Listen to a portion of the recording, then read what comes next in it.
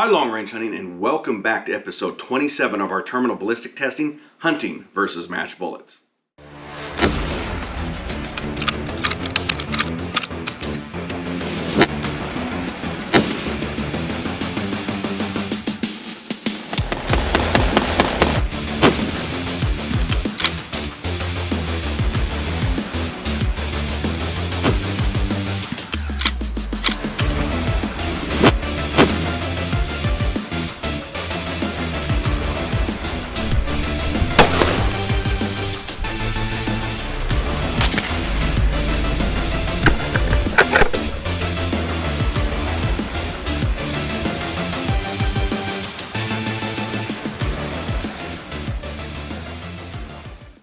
Welcome back, everybody. Today we are revisiting the DRT Terminal Shock.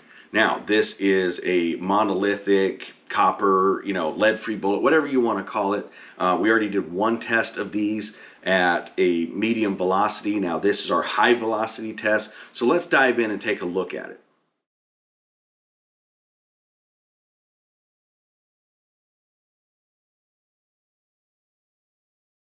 All right, let's talk about construction and design. So this is a boat tail hollow point projectile, and unlike regular monolithics, it actually has a core and a jacket. I'll dive into that in a second. Let's look at the limitations, though, of regular monolithics. One, length. It has to be significantly longer in order to achieve the same weight. It is a harder metal. Generally speaking, it's one solid piece of metal, and that they've done stuff to, whether they've just drilled a hole or they've removed material like makers and Lehigh Defense in order to aid in that expansion to where it's almost like slits. And you have to run the lighter and faster ones because you got to have that impact velocity to increase the probability of that opening, and you have to decrease the mass. This leads to barrel wear, though. The problem is you have high recoiling rifles to really push it out there if you want to try for long range, so you're having to run magnums. And then with a regular lead core bullet, what's going to happen is it goes into that barrel and it actually gets smashed into the rifling, and that's what you'll see, those marks as it twists down. Now, because it's a softer metal, it allows that. With a solid copper projectile, you don't have that. It's a harder metal, and so you don't get that compression like the other ones, which leads to high pressures, which can be very dangerous, increased barrel wear, which costs you money on that side. And so they've had to do stuff like do bands around it where they've removed material to try to lessen the amount of surface contact on there. But again, there's a lot of limitations to them. When you get into the terminal performance, they are generally terrible. Can you kill? Yes, but anything kills. Any projectile launched through an organ is going to kill. So just because it kills doesn't mean it's good. But you run into a lot of issues. You get, certain projectiles, just because the design, are going to have issues with penciling through. You got necking over, which is tumbling and or changing directions. Ones I hear a lot about that is Hammer and Barnes. Barnes is pretty famous for it. So there's a lot of different potential issues, design, everything, limitations. You have to go with those light bullets. So you're actually getting a lower BC, which affects your downrange. If you're shooting close range, it's not going to affect you. But if you're shooting long range, those bullets are going to bleed off a lot faster of that energy and velocity versus a higher BC projectile. Now with the DRTs, that's not an issue. And the reason being is they are designed with a powdered core and a jacket. Now, there's actually two of them. I got this wrong last time. Well, partially right, I should say. I was talking to the owner afterwards, and I didn't realize that they actually had two. So the one that I'm using is actually a tungsten core, but it's powdered and mixed with other softer metals. And so you have hard metal mixed with soft metals. And so what they do is it's powdered and then it's compressed into that core inside that jacket. Now the other one they have on the terminal shocks are a copper powdered metal that they compress. So they take powdered copper and they compress that, and so you have ones that are a copper jacket and then a compressed powdered copper, and then you also have ones like the one I'm using in the 30 cal 175 grains that is tungsten mixed with soft metals that aren't lead and then compressed. So two different ones. I believe the lower velocity stuff for subsonics is the powdered copper, and it has larger holes, etc. But the performance on this one is actually really good. We did the previous test, which is kind of a mid-velocity shot as far as ranges, but we'll look at that in a second and look at what happened here. But you don't have the same limitations as far as what regular copper projectiles do, because that core, you don't have to get that same need for a longer projectile. So it's roughly the same size as its counterpart in weight and length and design, roughly, as the Sierra machines, etc. And because it is softer, because it has that core, what happens is it acts more like a lead core bullet as far as it can compress, so you're not having barrel wear, you don't need bands around it, and so you're not limited by that. You're also not limited by weight. You can run the heavier bullets, you can run the lighter, because you have that powder core. It's decreasing the necessary impact resistance, and so you can run these at normal velocities, and you don't need to get some giant magnum and sacrifice your BC. You can have the higher BC, higher weight bullets, and get that better performance, especially for downrange. Now, I haven't dived down into the low end. That's going to be next up. In this one, we're focusing on high velocity. So let's dive into it.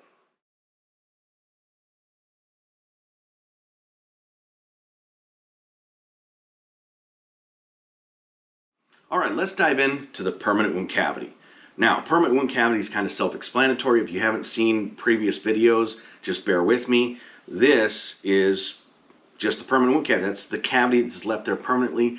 What's going to happen if you have hydrostatic shock, that temporary wound cavity, it's going to expand with that temporary, and then it's going to collapse. Now, after it collapses, what's left is a hole roughly the diameter of the bullet expanded or slightly larger. If you get into hydraulic shock, that's where you're going to see stuff like this, where that wound cavity is significantly larger, 2, 3, 4 times larger than what the max expansion of that projectile is.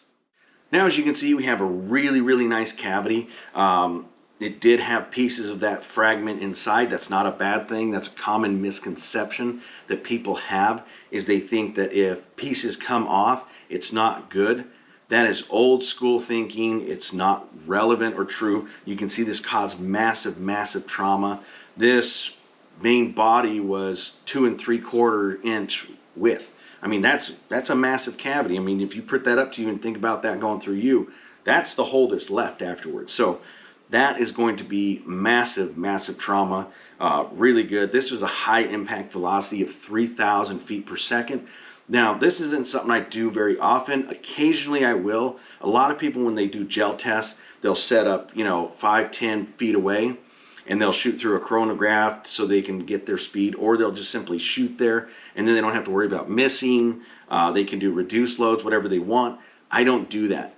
The only time I'm shooting close is to achieve a certain velocity, or do a test like I did with the 223, 6 Creed, and 50 cal comparison, because I wanted everybody to see, up close. There's no denying that, that is the block, or, I sub something out so everybody could see. So only on very rare occasions do I ever shoot up close, and this was at 25 yards. So 3,000 feet per second. It penetrated through. Like always, I'm using my real untanned deer hide. I'm using meat and then ballistic gelatin set to the correct anatomical depth of that animal. So this is a representation of a white-tailed deer. So, I mean, if you hit that, it's going to blow through. It's going to have massive, massive trauma. It was a pass-through. And, I mean, that's nasty. That's a very good performance, especially from a copper projectile.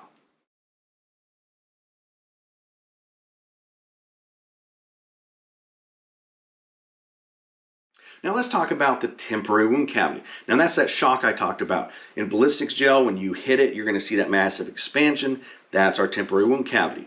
What happens with an animal when you hit it, or even a person, is because we're water-based mammals and the animals we're hunting are water-based mammals, when you hit, there's a temporary displacement of that material. Now, think about it like this. If you take a big rock, drop it from a high dive or something into a pool, and you're going to see that rock's going to hit, and there's going to be a displacement of water, basically an air pocket in there, and then it's going to collapse back around. That's essentially what's happening when a bullet impacts that animal. So you have that stretch, and that's what that energy, that shock that you hear about is. Now, how does that cause damage to the animal? Whereas the body is water-based and has that elasticity point, the organs like the heart, the lungs, the liver, and even the meat, that's where you get meat damage from, they are non-elastic. And so when that temporary wound cavity stretches, those don't stretch, and so they tear or explode, depending on if you're achieving hydrostatic shock or hydraulic shock.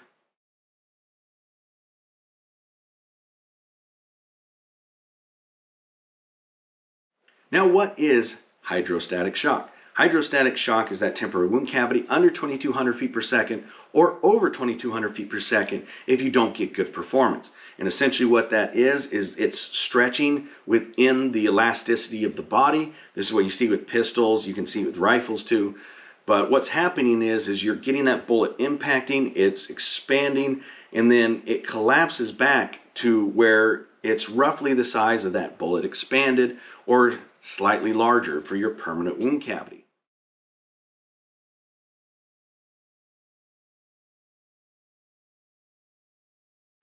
Now with hydraulic shock, it's that same wound cavity, but because you're above 2,200 feet per second with proper performance, that elasticity point is getting reached. So that temporary wound cavity is so large that it's actually stretching beyond the elasticity point of the body itself. And so instead of with hydrostatic shock where you're going to get that hole through it, you can rupture blood vessels, etc. With this, it's literally obliterating the chest cavity. You're basically blowing everything up. It's like a grenade went off in there. So that is very, very good performance. We achieved hydraulic shock with this. It did a very good job. But let's dive really quick into the temporary wound cavity and look at it.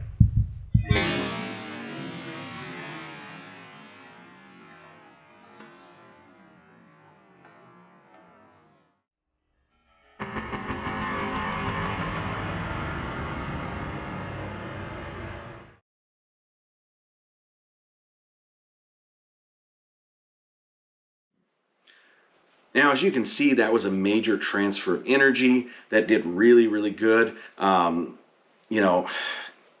core is far superior in terminal ballistics to a copper projectile.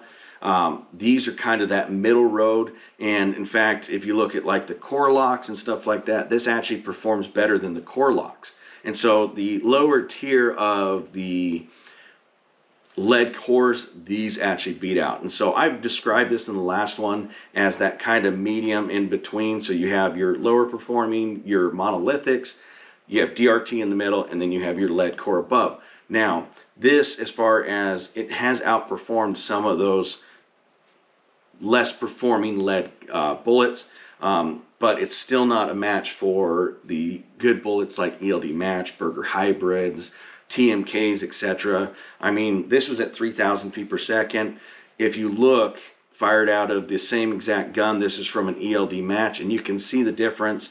If you look at how that cavity is with the DRT is expanding out nice and wide, but with the ELD Match, you can see that it's just completely, you have the regular ball like the DRT, and then you have even more. And so that's a much higher transfer of energy and larger wound cavity with the ELD Match at 2,900 feet per second. So at a lower impact velocity, it achieved better performance. And so this is very good performance. Not trying to knock it. It is a very good performing bullet, but it's still not up there with the top tier of lead core bullets. It's, it's beating the bottom ones, but it's not up there with those top tier ones. So very, very good option. This really, really performed well. I have been honestly surprised. Normally I don't revisit them this fast. I'm kind of knocking them out and then going through different ones as we revisit. But this one, due to, people's increased interest, state restrictions and stuff, have always asked me what is a good alternative to lead, and I've never had an answer because all the copper ones just don't perform on the same level. This is the first one that I have honestly found and been just absolutely amazed with. So I really like to see this continue, but great transition of energy, great temporary wound cavity definitely achieved in all the tests so far above 2,200 feet per second, achieved that hydraulic shock. You can go watch the other video to, get a full in-depth on that, but great performance.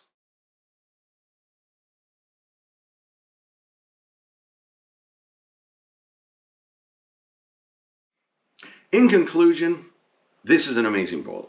Never thought I'd say that about a non-lead projectile, but it really is. Not only so far at 2 different velocities have we got really good performance, we've had good transition of energy, nice permanent wound cavities. It's not, just blowing right through. It's not changing directions. Every single time that we've done this, it's traveled straight through, which is what you want. You'll see that multi-directional wounding. That's what you want. And so it's checking those boxes. Not sure as far as if they are the original guys that did the powdered core. There are a couple other bullet manufacturers now that do that, but this is really, I think, the way that they should go. I think we should really, if people are going to use an alternative, to lead, this is the best thing. Going with, the regular types, it can be unethical. You can run into a lot of potential issues. I've seen it in testing. I've seen it in the field from others and myself. I don't recommend copper projectiles because of that. This is the exception. And I mean, it's great. It's really held up well to testing. I've ran it in 2 different guns so far, 2 different impact velocities. And it's been phenomenal. We've never had any issues with it. It shot accurately, went exactly where I wanted it to go. So I'm pretty impressed with this. Now, this is a small company. If you want to look up their website, you can. It's just DRT. You can, Google that, DRT bullets. And you can talk to them more. I'm not sponsored by them or any other bullet manufacturer. I talk about this in other ones, but just want to reemphasize, I'm just an independent, unbiased guy. I let the results speak for themselves and then pass that information on to you guys. So I'm impressed. So if you're stuck in California or one of those other places where people have their heads up their ass and you can't run a good lead projectile, these are my only recommendations so far. I'm hoping to, this will be a trend and they'll continue down this road, removing all the limitations of monolithic bullets and going more towards this direction to where you're getting that good performance. Now we're going to continue diving. Again, normally I don't do it this quickly, but I'm going to just for the amount of interest I've gotten in the results of this bullet. And so I've done high velocity, mid velocity. And the next one, we're going to go low velocity and try to find the minimum impact velocity of this projectile. I know what the company says, but I'm going to wait to verify and see what mine is, because what a company says and what is reality with marketing doesn't always line up.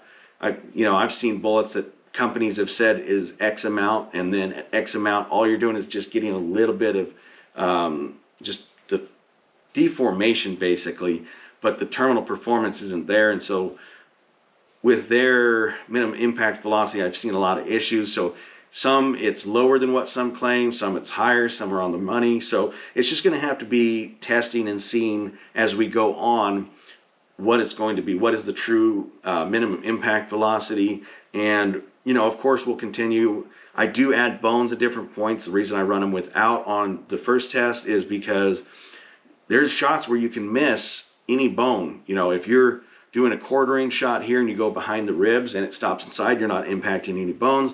You can shoot through the ribs to where you're not contacting any bones. So, we want to get the worst case scenario for impact resistance and see that. And then we'll dive into, shoulders and other types of bones like that in order to give you guys a rounded perspective and see, what really happens.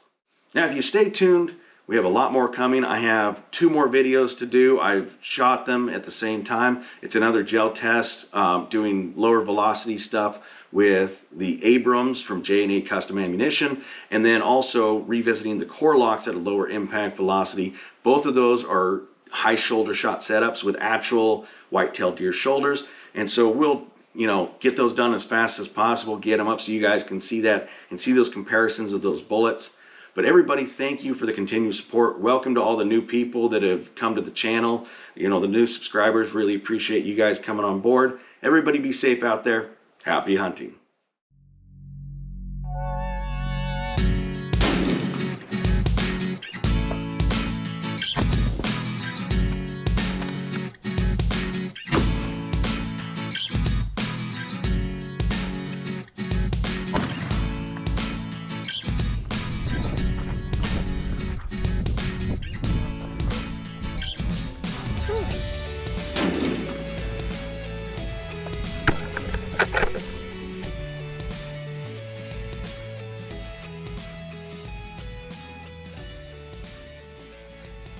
Hope you enjoyed this video. Make sure to hit that like button, hit that subscribe button, and turn on notification bell so you won't miss out on any future video. And happy hunting!